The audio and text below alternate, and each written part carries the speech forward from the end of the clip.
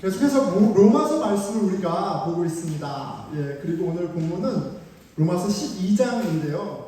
로마서 안에서의 위치가 그렇습니다.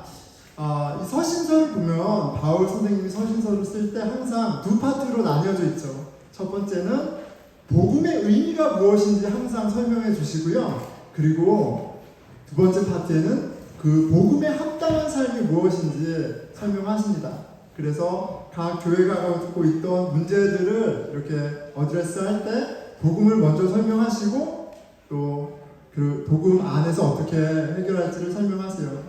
자, 로마서 12장은 이제 1장부터 11장까지 복음에 관한 설명을 이제 쭉 하셨고요. 이제 12장부터는 설명한 복음의 이해를 바탕으로 이제 어떻게 복음 안에 사는 것인가 이것을 설명하십니다. 그 도입에 해당해요. 자, 복음은 믿음으로 이제 사는 것인데, 그래서 이제 예수 그리스도가 보여주신 그 본을 따라 사는 것인데, 이 브릿지 역할을 하는 오늘 본문은 무엇보다도 우리 마음이 복음을 믿음으로 말미암아 갖게 된 이 새로운 마음이 너무너무 중요하다는 사실을 잘 가르쳐 줍니다. 자, 오늘 말씀은요, 복음을 믿으면 마음이 새로워집니다라는 주제입니다.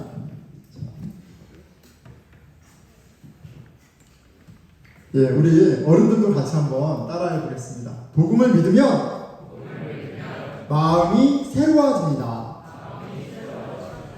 여러분, 우리의 마음이 새로워지면 모든 것이 새로워지는 거예요.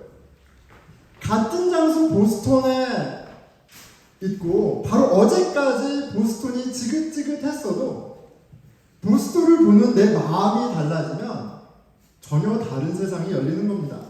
왜냐하면 모든 것이 마음먹기에 달려있기 때문에 그래요.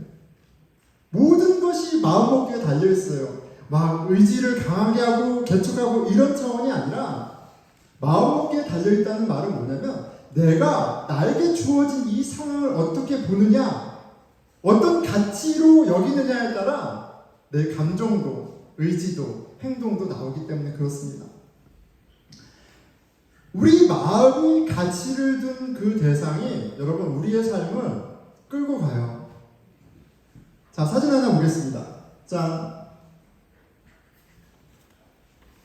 예, 장난감 동전이죠. 예, 우리 교회 익숙한 동전입니다. 장난감 동전이에요. 아마존 가면은 100개씩 이렇게 몇 불에 살 수 있는 장난감 동전입니다. 아무런 가치가 없죠. 그런데 우리 교회가 몇 년 전부터 달란트 축제를 시작했어요. 그래서 이 플라스틱 동전을 구입해서 이름을 붙이고 가치를 부여했습니다. 이제 이 동전은 달란트야 이렇게 됐어요. 자, 이 달란트를 살 수 있는 물건들이 축제가 회를 거듭할수록 더 다양해지고 더 고급져지는 일이 있었습니다. 달란트를 많이 가질수록 더 많은 것을, 더 비싼 것을 살 수 있게 됐어요. 자, 어떤 일이 벌어졌을까요? 우리 어린이들 마음에 욕망이 창조됐습니다. 새로운 욕망이 창조됐어요. 어떻게 해야 달란트를 찾을 수 있을까? 더 많이 가질 수 있을까? 생각하게 되고 갖기를 열망하게 되면서 열심히 생겼습니다. 의지가 생기고 행동이 생기고 뭐예요? 매일 공과 공부하는 거죠. 공과 공부하고 성경 공부도 하고 이렇게 매일 말씀 묵상하고 하면 달란트 맞거든요.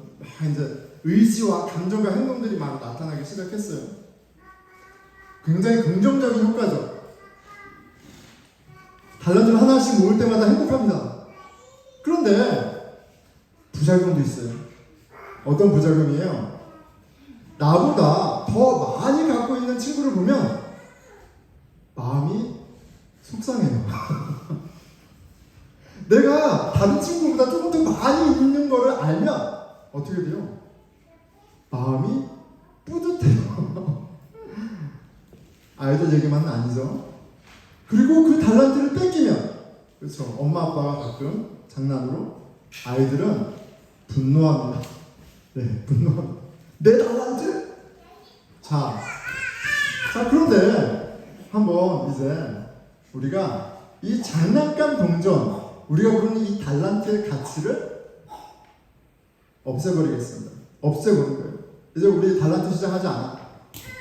자, 이렇게 이 동전의 가치를 우리가 없애면 어떻게 돼요? 이 달란트로 말미암아 갖고 있던 욕망이 사라집니다. 이제 쓸데없는 거예요.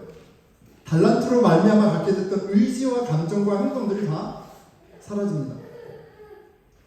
우리가 우리 마음에 그리는 것이, 우리가 가치를 부여한 그것이 우리 매일 삶 속에 우리의 의지와 감정, 행동으로 열매 맺습니다. 그렇게 삶의 모양이 그려지는 거예요. 자, 그렇게 우리 마음이 복음으로 채워진다면 복음이 부여하는 새로운 가치들이 우리 일상 속에 우리 의지와 감정, 행동으로 발현되게 돼 있어요. 우리는 복음을 믿어 구원을 받습니다. 그렇죠? 로마서 10장 9절입니다. 내가 만일 내 입으로 예수를 주로 시인하면 또 하나님께서 그를 죽은 자 가운데서 살리신 것을 내 마음에 믿으면 구원을 받으리라. 오늘 키워드가 마음이에요. 그냥 믿는 것이 아니라 마음으로 믿어 구원을 받습니다. 마음으로 믿어 구원을 받는다는 것을 잘 이해할 필요가 있어요. 마음은 그저 감정적인 영역만을 얘기하는 게 아닙니다. 지성과 인텔렉트, 지성과 의지와 감정, 모든 것을 아우르는 본질적인 나예요. 자, 마음으로 믿는다는 것은 이런 거예요. 마음으로 믿는다는 것은 복음을 이해하고 그 이해를 바탕으로 동의하며 그 이해한 바가 주는 혜택으로 감사하고 기뻐하는 동시에 그 복음을 살기로 작정하는 겁니다. 복음을 믿음으로 우리 안에 새로운 가치가 창조가 되면 이 새로운 가치는 우리에게 새로운 욕망과 의지와 행동을 촉발하게 되어 있어요. 10절 사람이 마음으로 믿어 의에 이르고 입으로 시인하여 구원에 이르느니라. 자, 빨리 예수님 믿는다 그래. 그럼 구원 받아. 이게 아니에요. 마음으로 믿어 의에 이르는 거예요. 마음의 작용이 있어야지 되는 거예요.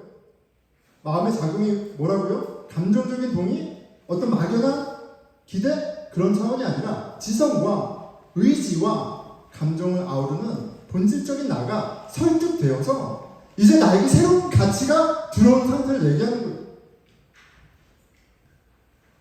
내가 입으로 믿습니다 시인하는 것으로 부족합니다. 마음으로 믿어야 해요. 진심으로 믿어야 해요. 진심으로 믿을 때 복음이 우리의 지성과 감정 그리고 의지를 새롭게 하는 거예요. 자, 복음을 믿으면 여러분 기억하십시오. 우리가 믿는 그 복음이 우리의 마음을 renew, 새롭게 합니다.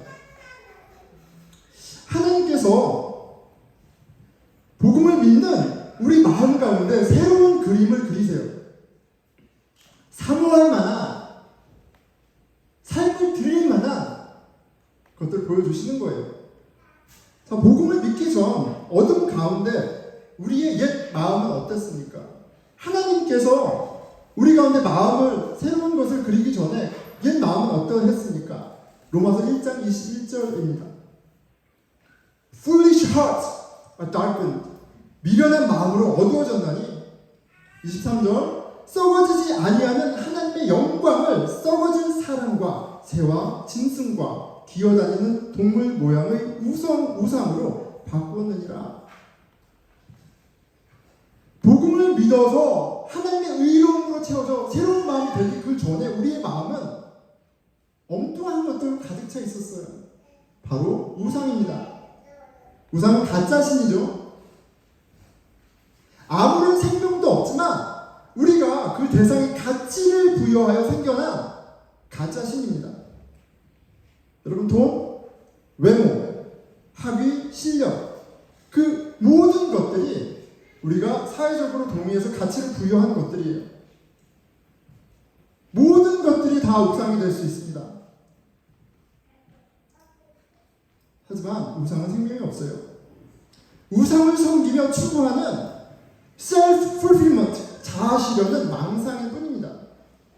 생명이 없는 우상은 우리에게 참 기쁨과 평안, 안정감, 자존감을 줄 수 없기 때문입니다. 우상이 가득한 우리의 마음은 어떠했습니까? 언제나 전쟁터인 거예요.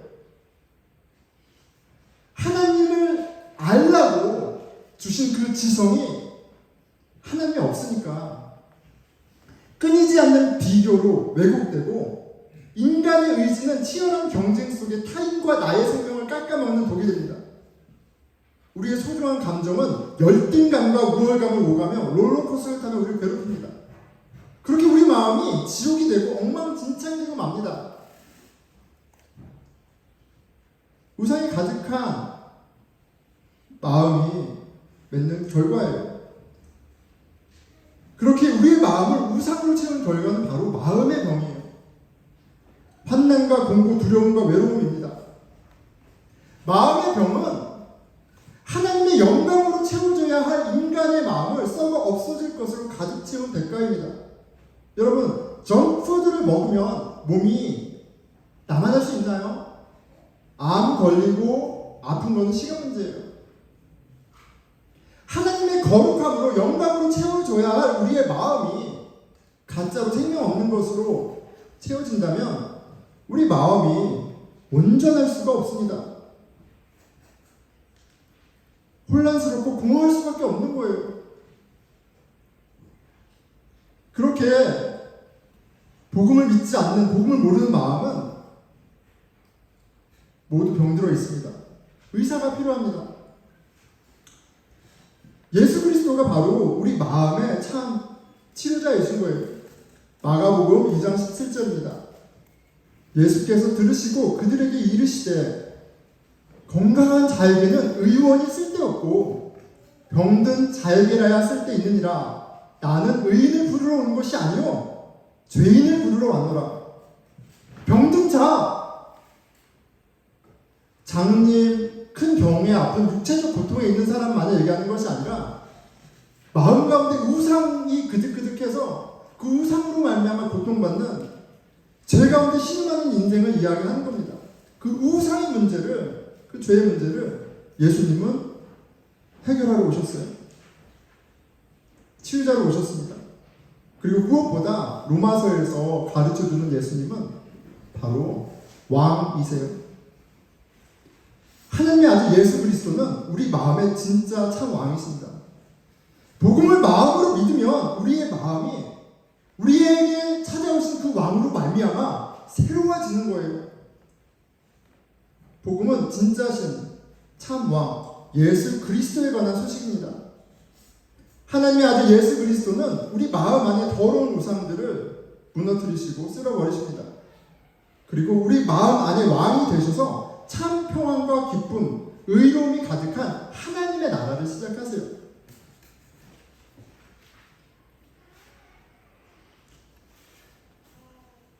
복음을 믿으면 그렇기 때문에 마음이 새로워지는 거예요. 우리 마음의 주인이 바뀌었기 때문에 새로워지는 겁니다. 그리고 복음을 믿음으로 마음이 새로워진 그 새로운 세상을 시작한 그리스도인들에게 바울은 이렇게 권하고 있습니다. 오늘 본문이죠. 12장 1절. 그러므로 형제들아 내가 하나님의 모든 자비하심으로 너희를 권하노니 너희 몸을 하나님이 기뻐하시는 거룩한 산 제물로 드리라. 이는 너희가 드릴 영적 예배니라. 여러분, 몸은 우리 모든 존재를 의미합니다. 모든 것을 의미하는 거예요. 제물이 하나님께 드려질 때 그 제물은 생명이 끊기고, 그렇죠? 그리고 생명인 피를 완전히 쏟아내고 완전히 태워 바쳐집니다. 그러니까 제물로 드린다는 것은, 산제물로 드린다는 것은 내 모든 존재를 하나님께 드리는 걸 얘기하는 거예요. 이제 참 왕이신 하나님께 내 모든 것을 드리는 완전한 순종을 의미합니다. 그것이 바로 영적인 예배라고 얘기하세요. 복음을 믿는다는 것은 그 말은 이제 내 인생의 주인이 내가 아니라 하나님이 되었다는 고백과 그 삶 자체입니다. 그리고 그렇기 때문에 복음을 믿으며 사는 것 자체가 그것 자체가 바로 하나님이 너무 기뻐하시는 영적인 예배가 되는 거예요. 우리가 하나님이 기뻐하시는 거룩한 산 제물로 사는 것, 우리가 드리는 영적 예배, 영적인 삶에 대해 바울은 2절에서 좀 풀어서 설명해 줍니다. 너희는 이 세대를 본받지 말고 오직 마음을 새롭게 함으로 변화를 받아 하나님의 선하시고 기뻐하시고 온전하신 뜻이 무엇인지 분별하도록 하라. 영적인 예배, 나의 전 존재를 드리는 거룩한 삶은 결론적으로는 하나님의 뜻을 분별하며 사는 거예요. 무엇이 하나님이 기뻐하시는지, 무엇이 하나님이 기뻐하시지 않는지를 분별하며 사는 것이에요. 그런데 그런 삶으로 가는데 우리 마음 가운데 두 가지 일이 일어나야 되는 것을 가르쳐 줍니다.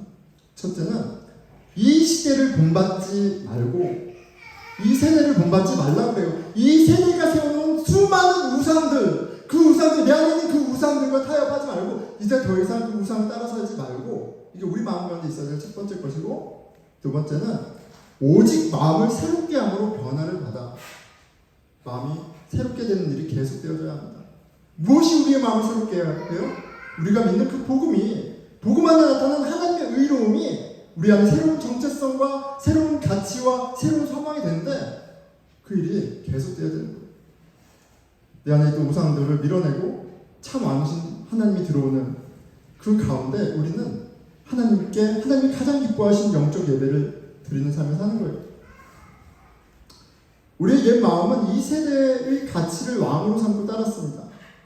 이제 그 옛 마음은 예수 그리스도와 함께 십자가에 못 박혀 죽었습니다.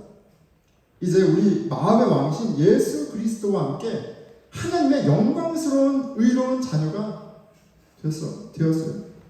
우리의 새로운 마음은 이제 이 세대와 전혀 다른 하나님의 나라를, 그 가치를 따르며 삽니다. 그 가운데 복음을 믿을 때 복음 안에 나타난 하나님의 의로움이 우리의 마음을 새롭게 하고 우리에게 준 새로운 정체성인 그 하나님의 자녀됨으로 살게 하고, 하나님 자녀다운 삶, 그 가치의 삶을 추구하게 하고, 하나님 자녀에게 약속하신 그 하나님의 나라를 소망하며 살게 합니다. 이 땅에서부터 누리게 하시는 거죠. 로마서 14장 7절입니다. 하나님의 나라는 먹는 것과 마시는 것이 아니요 오직 성령 안에 있는 의와 평강과 희락이라.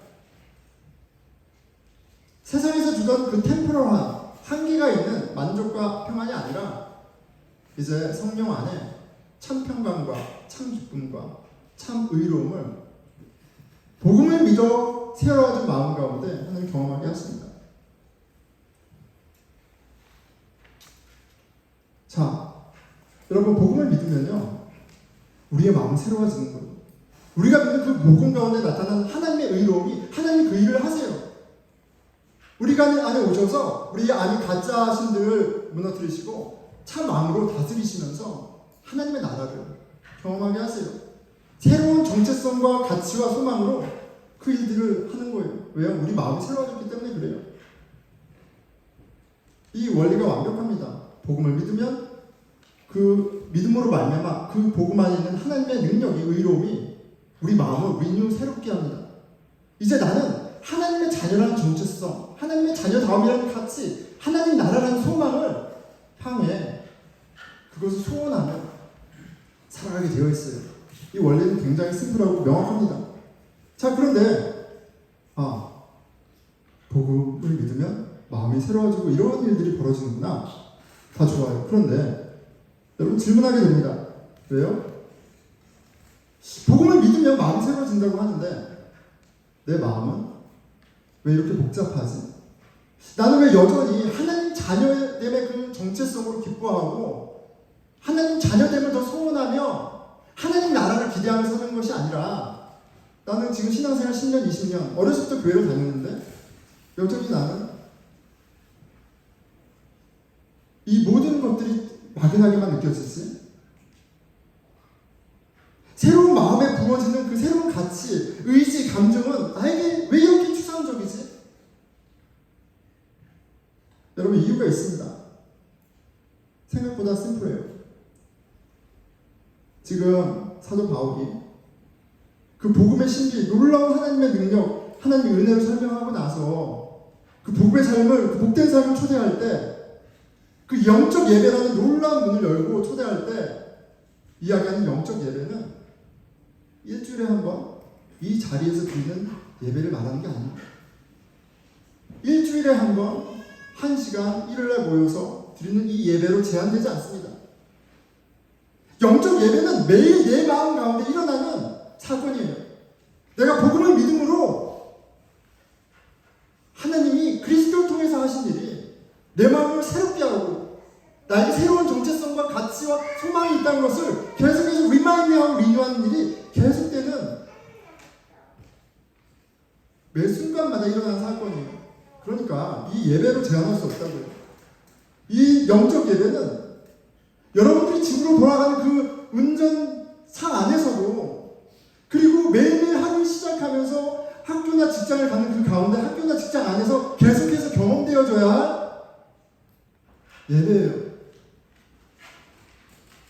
우리가 그리스도를 통해서 하나님이 우리로 하여금 이곳에서도 아니고 저곳에서도 아닌 신령과 진정으로 하나님을 대면하고 하나님 자녀된 삶을 누릴 수 있게 이렇게 엄청난 일을 하셨음에도 불구하고 우리의 신앙을, 우리의 예배를 일주일에 한 번 이 자리에 메워둔다면, 여러분, 우리는 하나님이 놀라운 일을 하시지 않아서가 아니라 하나님이 복음을 믿는 자에게 새로운 마음을 부어주신 일을 하지 않아서가 아니라 우리는 그 은혜를 거부하고 있는 거예요.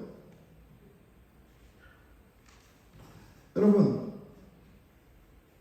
좋은 습관을 하나 갖는데도, 좋은 습관 있죠. 내가 이제부터 운동할 거야. 내가 이제부터 좋은 음식 먹을 거야. 내가 이제부터 7시에는 기도할 거야. 무엇이 되었든 좋은 습관을 내 몸에 익히는데도 아주 빠른 분들은 30일, 보통 2달, 3달, 1년이 걸려요. 매일매일 해야 그게 몸에 붙는 거예요. 복음을 믿음으로 하나님이 하신 일로 나에게 새로운 아이덴티티와 가치와 소망이 있다라는 이런 마음의 트랜스포메이션도 여러분 매일매일 가운데 내가 프랙티스하지 않으면, 경험하지 않으면 나에게 너무 불편한 거예요. 그렇게 잘 안 돼요. 여러분들의 신앙생활을 주일 이 시간으로 제한하지 마세요. 여러분들에게 주어진 환경과 관계 가운데 스트러글할 때 복음을 통해 나의 구원자 되신 예수 그리스도를 통해 조명하는 훈련이 필요해요. 말씀과 기도와 공동체가 그래서 필요한 거예요. 제가 난시입니다. 난시는 콘택트 렌즈가 좋대요. 그래서 콘택트 렌즈를 비싼 돈 주고 샀습니다. 한 2번 샀는데 그래도 1주일, 2주 계속해서 연습하면 쓰고 다닐 수 있다 그래요. 그런데 못했습니다. 너무 어려워요. 너무 불편해요. 콘택트 렌즈 끼는 게 너무 힘들어요. 하드 렌즈 끼는 게 너무 힘들어요. 그래서 몇 번 트라이 했는데, 그리고 누가 사줬는데 그 혜택을 누리지 못하고 있어요. 하나님이 복음을 믿는 자에게 주신 혜택은 이 콘택트 렌즈랑 비교할 수 있는 게 아니에요. 하지만 우리에게는 너무나 익숙하지 않은 새로운 길이에요. 하나님이 다 하셨음에도 불구하고. 하지만 이 혜택이 너무나 놀랍습니다. 우리의 마음이 새로워지면요, 이 세상이 흔들 수 없는 새로운 정체성과 가치와 소망으로 우리는 넉넉하게 살아갈 수 있어요. 이왕 신앙생활하는 거, 여러분 한번 시간 드리고 삶을 드리고 집중하세요. 말씀을 맺겠습니다. 다음 주에 좀 더 하루에 대해서 얘기하려고 그래요. 지난주가 아니라 지지난주쯤 됐습니다. 저희가 올세인 사진 한 장 보겠습니다. 자, 이 사진은 어떤 사진일까요, 여러분?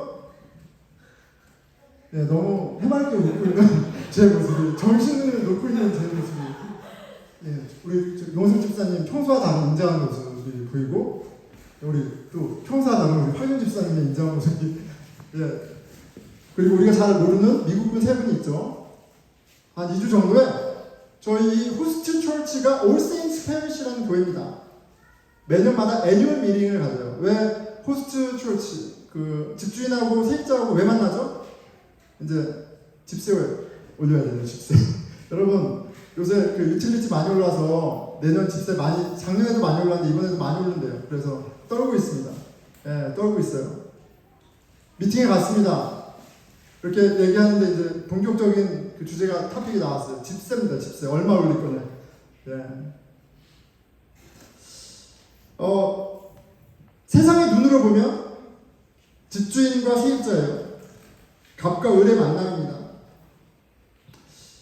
여러분, 우리 이 집주인, 세상의 눈으로 봤을 때 이 집주인 올 세인츠 페리시에게 우리는 좋은 세입자일까요? 아니면 나쁜 세입자일까요? 여러분, 놀라운 사실을 하나 알려드리겠습니다. 저희는 정말 나쁜 세입자예요. 저희는 정말 나쁜 세입자입니다. 뭐예요? 돈이 안 되는 세입자예요. 돈이 하나도 안 돼요. 집주인 입장에서 돈이 하나도 되지 않는 불필요한 세입자입니다. 돈은 얼마 내지도 않으면서 자기 집처럼 막 왔다 갔다 하고 다 쓰는 되게 좀 안 좋은 세입자예요. 여러분, 어떤 룸메이트가 최고의 룸메이트예요? 집에 안 들어오는 룸메이트. 어떤 세입자가 최고의 세입자예요? 예, 계약하고 먼슬리 페이는 꼬박꼬박 하지만 잘 안 쓰는 사람. 근데 우리는 돈도 얼마 안 내요. 1,000불뿐이 안 됩니다. 이 브루클라인 이 금싸라기 땅에서 먼슬리를 1,000불뿐이 안 됩니다. 여러분, 25년 전에 이 교회가 개척할 때 컨트랙이 3,000불이었어요. 25년 전에 3,000불 컨트랙으로 시작했어요. 근데 교회가 어려워서 저희가 돈을 못 냈습니다. 그때 제가 청년이었는데 몇 달치를 밀리니까 미국 교회 커뮤니티에서 불렀어요. 무슨 일이냐? 제가 거기 있었던 것처럼 얘기하면 저는 거기 있진 않았어요. 그런데 어렵다. 얼마를 낼 수 있냐? 우리가 500불 낼 수 있다. 일주일에 125불씩 내겠다. 그럼 그렇게만 내라. 그래서 한 20년 전에 500불로 시작해서 3% 복리해가지고 지금 이제 1,000불 된 거예요. 여러분, 이 땅 정도면 한 7,000불, 8,000불 내야 됩니다. 만불 내라 그래도 지금 할 말 없는 거예요. 세상의 기준으로 얘기하면. 자, 유틸리티 많이 올랐대요. 7% 올랐어요. 이제 올릴 거예요. 올리려고 그러세요. 유틸리티 7% 올렸고 평소에 3%지만 좀 올려야 된다고 하세요. 제가 물어봤습니다. 그래서 7% 올리라는 겁니까? 이렇게 물어봤어요. 그랬더니 얘기하셨던 분이, 집사님들 기억하시겠지만 화들짝 놀랐어요. 아니, 그건 아니고 그냥 우리 상황이 그렇다고. 예. 아니, 7%가 아니라 70% 올려도 우리는 지금 할 말이 없어요. 세상적인 기준으로 하면. 근데 7% 얘기하고 그 얘기에 화들짝 놀랐어요. 그 같은 커뮤니티에 계시던 남자들 두 분이 막 얼굴이 안 좋아요. 근데 그게 왜 7%뿐이 얘기하지 않아가 아니라, 아, 왜 7% 얘기해? 그냥 3%로 하지. 그런 표정이었어요. 굉장히 이상한 미팅입니다. 저희가 난감해하는 것처럼 보였나봐요. 갑자기 저기 담임 목사님이 저희한테 우리는 너희를 서포트하고 우리는 너희를 사랑하고 막 이런 얘기를 하세요. 그래서 우리 너무 감사합니다. 막 이렇게 얘기를 했어요. 여러분, 이거 굉장히 이상한 관계예요. 그리고 미국 교회 저희 25년째 이 교회에 있으면 얼마나 많은 안 좋은 일도 있었겠어요. 못 볼 걸 볼 걸 다 맞겠죠. 별로 유익하지 않아요. 좋은 세입자가 아니에요. 여러분, 미국입니다. 네, 미국. 자본주의 세상이에요. 그렇죠? 자본주의 가치잖아요. 거기다가 이분들은 하얀 분들이고 우리는 노란 사람이에요. 인종도 달라요. 언어도 뭐 버벅거립니다. 얼마나 커뮤니케이션이 되겠어요. 놀라운 사실 한 가지 가르쳐줄까요? 여기 에피스코폴이에요. 성공회예요. 우린 장로교예요. 신학적으로 달라요. 신학적으로. 전혀 다른 세상이에요. 신학적으로. 심지어 친해질 수가 없어요. 여러 면에서. 세상적인 눈으로 보면 그래요. 그런데 저걸 우리가 만들어낸 그림이 아니라 너무 은혜롭게, 너무 즐겁게 회의를 했어요.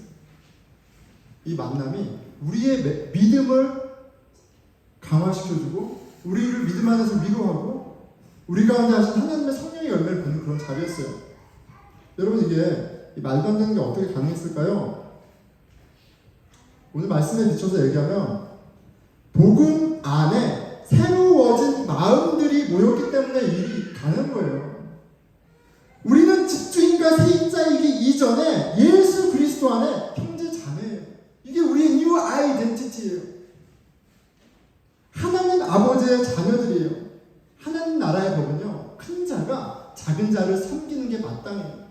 우리가 섬김을 받지만 비굴하지 않아요. 우리를 비굴하게 만들지 않아요. 당연한 거예요. 뭐 그렇다고 뻔뻔하게 하진 않죠. 우리도 감사하게 받습니다. 왜요? 아무리 작은 섬김이어도 그 섬김은 예수 그리스도의 보혈이라는 값을 치는 섬김이기 때문에 그걸 함부로 쉽게 받으면 안 돼요. 그런데 그것이 그 새로운 가치가 이 세상에 줄 수 없는 유니티를 주는 거예요. 베니핏을 주는 거예요. 복음을 믿으면요, 여러분, 놀라운 일이 우리 마음 가운데 시작됩니다. 우리 마음이 리뉴 되는 거예요. 새로운 정체성, 가치, 소망이 그냥 뜬구름 잡는 소리가 아니에요. 자녀를 기르는데, 직장 생활에서 관계를 맺는데, 내 프로페셔널 나아가는데 이 모든 것들이 적용이 되고요. 그리고 놀라운 일을 하나님이 하시는 것을 보게 돼요. 저와 여러분이 복음을 믿는다면 우리에게는 새로운 정체성과 가치, 소망이 생겼습니다. 저와 여러분은 예수 그리스도 안에 형제 자매이고요. 하나님 아버지 안에 한 가족이에요. 우리를 통해서 하나님이 하나님의 나라를, 이 세상에 없는 의로움과 평강과 기쁨을 이루시고 그 하나님 나라를 통해서 이 세상을 구원하는 일을 하고 계세요. 여러분, 복음을 믿으면요, 우리의 마음이 새로워집니다. 그 복음의 역사를 알기 원하세요? 더 풍성히 경험하기 원하세요?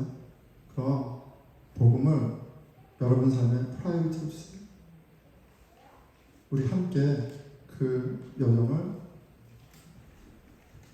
함께 가는 늘평 공동체 되길 소원합니다. 우리 같이 기도하겠습니다.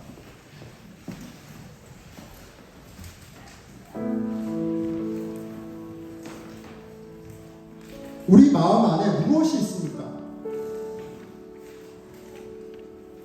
이거가 없으면 안 돼. 이것만 있으면 나를 행복하게 해줄 것 같다. 여러분, 가짜예요. 가짜입니다. 세상 그 무엇도 여러분을 행복하게 해주지 못해요. 참 기쁨을 주지 못해요. 평강을 주지 못합니다.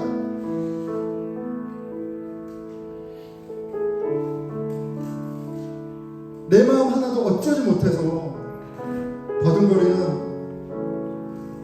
저희를 찾아보신 우리 주 예수 그리스도, 거룩하심과 아름다움, 의로운 당신이 들어오시기에는 합당하지 않은 저희 마음에 낮은 모습으로, 가장 낮은 모습으로 그렇게 찾아와 주신 하나님의 아들 예수 그리스도, 우리와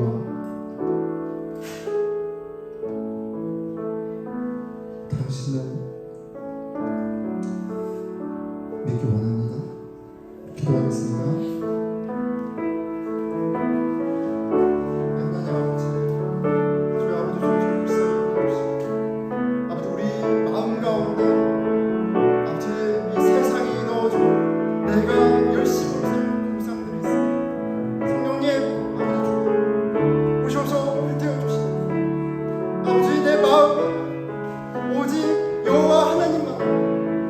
예수 그리스도만을 예배하여 주시옵소서. 복음이 내 삶의 가치가 되게 하여 주시고, 하나님 자녀됨이 나의 아이덴티티가 되게 하여 주시고, 하나님 자녀다운 삶이 내가 갈 길이 되게 하시고, 하나님 자녀에게 약속하신 그 하나님의 나라가 내가 오늘 살아가야 할 이유가 되게 하여 주시옵소서. 예, 우리 공동체를 위해서 기도하겠습니다. 여러분, 교회는 아픈 사람들이 모인 곳입니다. 마음이 썩어 문드러진 자들이 어쩔 줄 몰라서 모인 곳이, 그런 우리를 부르시고, 그런 우리를 만지시고, 그런 우리의 마음을 새롭게 새 생명을 주시는 일이, 그 신비가 일어나는 영적인 공동체가 구입니다. 주님, 우리 함께 복음을 믿는 일이 있게 해주십시오. 우리 가운데 복음을 믿음으로 새로워지는 그 놀라운 신비가 은혜가 넘쳐나는 공동체 되게 해주십시오. 우리 기도하겠습니다. 하나님 아버지, 주 우리 가운데 아픈 사람이 있습니다. 치유하여 주시고, 아버지 우리 가운데 죄 가운데 신음하는 영혼이 있습니다. 아버지 주님 일으켜서 주시고, 아버지 불의 가운데 아버지 눌려있는 사람이 있습니다. 예수 그리스도의 의로움으로 덮어 주시옵소서.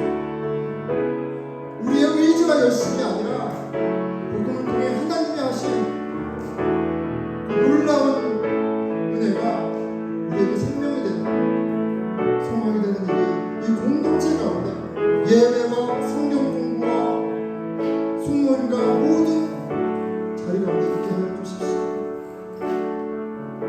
우리 다 함께 일어나셔서 찬양하겠습니다.